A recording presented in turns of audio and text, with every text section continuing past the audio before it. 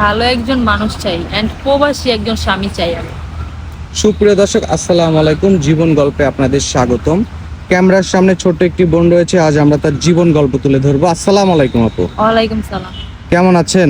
আলহামদুলিল্লাহ ভালো। আপু, আপনার গ্রামের বাড়ি কোথায়? রাজশাহী। রাজশাহী।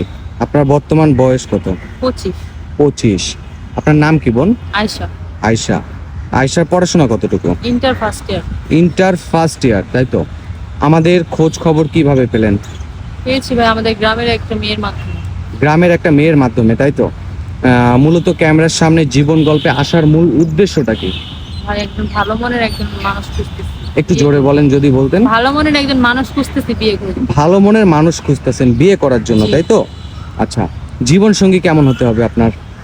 সেজন্য আমার পাশে সবসময় থাকে, আমার দুঃখ কষ্ট বুঝে এরকম একজন মানুষ চাই। এমন একজন মানুষ চান যে যেন আপনার দুঃখ কষ্ট বোঝে, তাই তো? জি।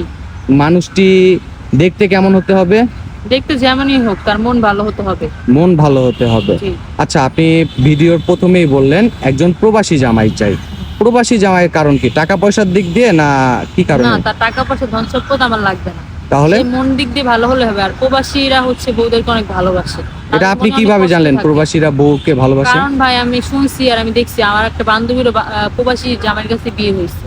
আপনার এক বান্ধবীর প্রবাসী জামাইয়ের কাছে বিয়ে হয়েছে, তার বউকে অনেক ভালোবাসে, তাই তো? প্রবাসী ভাইরা তো এখন টাকার মেশিন, আপনি হয়তো টাকার জন্য তাকে বিয়ে না করতে না, যাচ্ছেন। কেন? তার টাকা পয়সা না থাকলে কি তাকে তারা তাদের মনে অনেক কষ্ট থাকে আর তারা বউকে অনেক ভালোবাসে। আপনি কি কষ্ট দূর করার জন্য এসেছেন নাকি? কষ্ট আমিও তো আমরা ছোট থেকে বড় হয়েছি কষ্ট করতে করতে, আমিও একজন, ওনারও তো কষ্টে আছে। দুজন একসাথে যদি হয় ভালো হবে, দুজনের মনে কষ্ট শেয়ার আচ্ছা, করতে পারবে। ঠিক আছে। আচ্ছা আরিশা, আপনার পরিবারে কে কে আছেন? পরিবারে আমার আম্মু আছে, আমার বোন আছে। ও, আপনার আম্মু কি করে? আম্মু কাজ করতো, আপাতত অসুস্থ দেখে কিছু করতে পারে না। বাসায় আপনি থাকে। বর্তমানে কি করেন? আমি কিছু করি না। আপনি কিছু করেন না, না? পড়াশোনা আপনার তো করতে না। বিয়ের বয়স হয়েছে না? 25 বছর যেহেতু, কোনো বিয়ের প্রস্তাব আসে না আপনার বাসায়? আপনি তো দেখতে হ্যাঁ। মাশাআল্লাহ সুন্দর। আসে ভাইয়া, যৌতুক চায় তাই হয় না। কেমন যৌতুক চায়? চায় কেউ গাড়ি চায়, কেউ টাকা পয়সা চায় অনেক অনেক অ্যামাউন্টে। আমাদের তো ওগুলো দেওয়ার সামর্থ্য নাই, মানে তাই হয় যৌতুক না। ছাড়া কি কেউ প্রস্তাব দেয় না? না, এই জামানায় যৌতুক চলে? চলে গ্রাম সাইডে ভাই, এগুলো হয়তো আপনাদের শহরে চলে না। ও আচ্ছা। সুপ্রিয় দর্শক, এই বোনটির জীবন গল্প আত্মনাদ আপনারা শুনলেন। যৌতুকের কারণে তার বিয়ে হচ্ছে না, সে একটা জামাই পাচ্ছে না।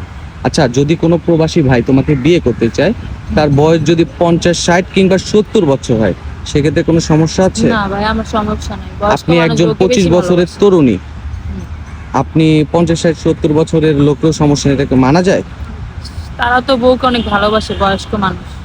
তারা বউ পাগল হয়, তাই তো? হ্যাঁ, এটাই আমি চাই ভাই। সুপ্রিয় দর্শক, এই বোনটির জীবন গল্প শুনলেন।